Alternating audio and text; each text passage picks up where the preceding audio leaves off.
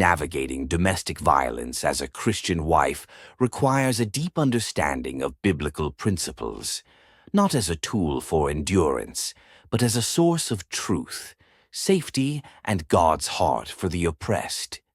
The following advice is grounded in a compassionate interpretation of Scripture, seeking to prioritize the victim's well-being and honor God's character. First and foremost, it is crucial to understand that God does not condone violence or abuse. The Bible presents a God who is a defender of the defenseless and a refuge for the oppressed. Psalm 82:3-4.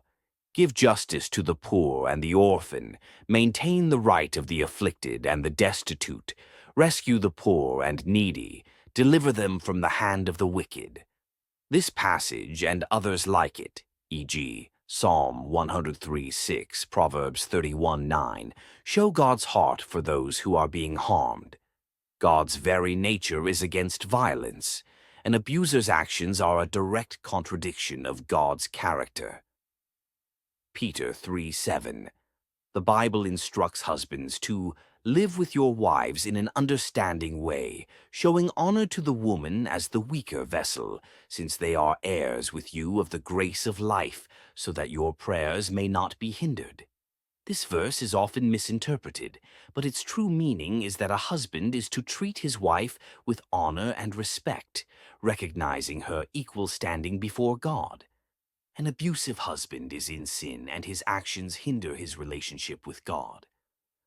Your worth is not tied to your ability to fix your husband or endure his abuse.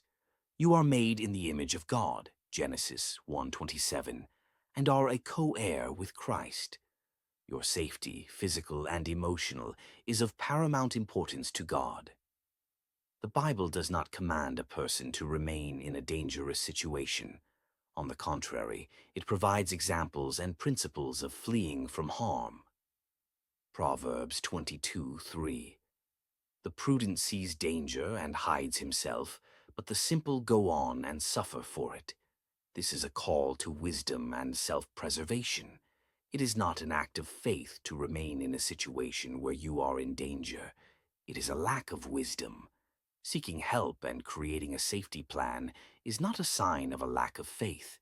It is an act of trust in God's provision and a wise response to a dangerous situation.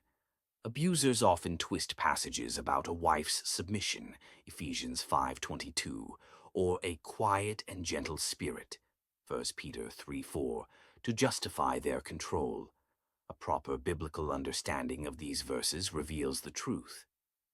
Ephesians 5:21, the passage on submission, begins with the command to be subject to one another out of reverence for Christ. This mutual submission is the context for the entire passage. A husband's role is not to dominate, but to love his wife as Christ loved the church, with a sacrificial, selfless love, Ephesians 5:25. Abuse is the opposite of this love. Peter 3:4.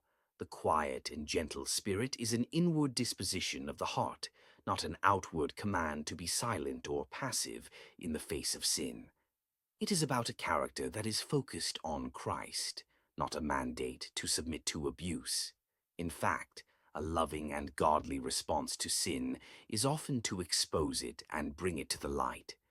If your husband is a professing Christian who is abusive, it is the church's responsibility to protect you and to hold him accountable. The church should not prioritize saving the marriage over the victim's safety and well-being. Abuse is a grievous sin that breaks the marriage covenant. While the Bible teaches that God hates divorce, Malachi 2:16, it also provides grounds for it, 1 Corinthians 7:15. But if the unbelieving partner separates, let it be so. In such cases, the brother or sister is not enslaved. God has called you to peace. You are not enslaved to a marriage that is marked by violence and abuse.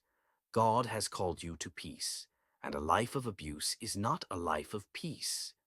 Practical next steps based on biblical principles. Your safety and the safety of any children must be the top priority.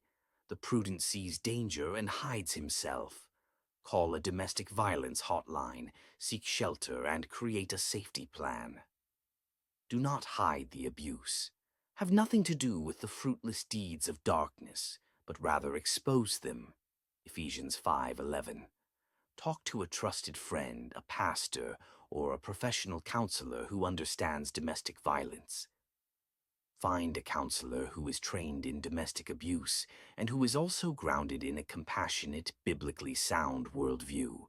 Do not seek marriage counseling with the abuser, as this can be dangerous and ineffective.